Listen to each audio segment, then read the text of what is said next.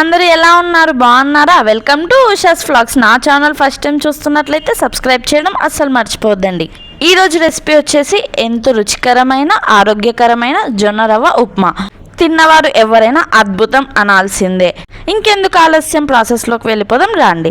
ఒక గ్లాస్ జొన్న రవ్వ తీసుకొని నీట్గా వాష్ చేసుకోండి 2-3 టైమ్స్. ఇప్పుడు కొంచెం వాటర్ వేసి ఓవర్ నైట్ నానబెట్టేసుకోవాలి. కంపల్సరీగా నానబెట్టాలండి. ఇప్పుడు ఆ వాటర్ అంతా వంపేసి పక్కన పెట్టేసుకోండి. స్టవ్ మీద ప్యాన్ పెట్టుకొని 2 టేబుల్ స్పూన్ ఆయిల్ వేసుకొని ఆయిల్ హీట్ అవ్వగానే ఇందులోనే పోపు దినుసులు అనేది వేసేసుకోవాలి. పోపు దినుసులతో పాటు 2 ఎండుమిర్చి కూడా కట్ చేసి వేసేసుకోవాలి. రవ్వ అనేది కంపల్సరీ నానాలండి. రవ్వ నానితేనే బాగుంటుంది. 2 రెమ్మల కరివేపాకు, 1 లేదా 2 సన్నగా కట్ చేసిన క్యారెట్ వేసి బాగా కలిపేసుకోండి. ఇప్పుడు ఇందులోనే సన్నగా కట్ చేసుకున్న 5 లేదా 6 మిర్చి అనేది వేసేసుకోండి.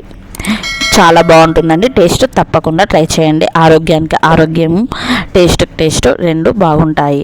ఇప్పుడు పొడుగా కట్ చేసుకున్న ఆనియన్ వేసి బాగా ఫ్రై చేసుకోవాలి. ఇలా మూత పెట్టేసి 5 to 6 మినిట్స్ పాటు అలా ఫ్రై చేసుకోవాలి. ఇష్టం ఉన్నవారు చిటికెడు పసుపు వేసి ఫ్రై చేసుకోండి. ఇందులోనే రుచికి తగినంత ఉప్పు వేసుకోండి. పసుపు అనేది యాంటీబయాటిక్ కాబట్టి కంపల్సరీ యాడ్ చేయడానికి ట్రై చేయండి. ఇష్టం లేని వాళ్ళు స్కిప్ చేయండి. 1 గ్లాస్ రవ్వకి 2.5 గ్లాస్ వాటర్ అనేది తీసుకోవాలి. ఇలా పర్ఫెక్ట్ మెజర్మెంట్స్తో చేయండి. ఉప్మా అనేది చాలా బాగుంటుంది. ఇలా క్యాప్ పెట్టేసి 5 to 6 మినిట్స్ పాటు బాయిల్ చేసుకోవాలి. ఇప్పుడు ఇలా వాటర్ మరుగుతున్నప్పుడు మనం నానబెట్టుకున్న రవ్వ అనేది వేసి బాగా కలిపేసుకోవాలి. ఇప్పుడు ఇది బాగా కలిపాక మూత పెట్టేసుకోండి. మూత పెట్టేసుకొని 5 మినిట్స్ హై ఫ్లేమ్ మీద, 3 మినిట్స్ లో ఫ్లేమ్ మీద పెట్టేసుకొని బాగా కుక్ చేసుకోండి. చూసారు కదండి, మనకి పొడి అంటూ రాదండి. ఇలానే వస్తుంది ఈ జొన్న రవ్వ ఉప్మా అనేది. కంపల్సరీగా ఏం పర్వాలేదండి, ఇలా ఉన్నా కూడా టేస్ట్ అనేది అద్భుతంగా ఉంటుంది.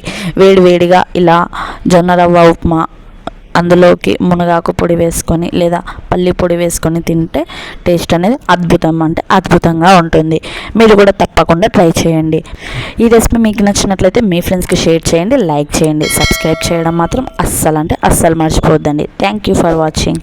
By bye friends.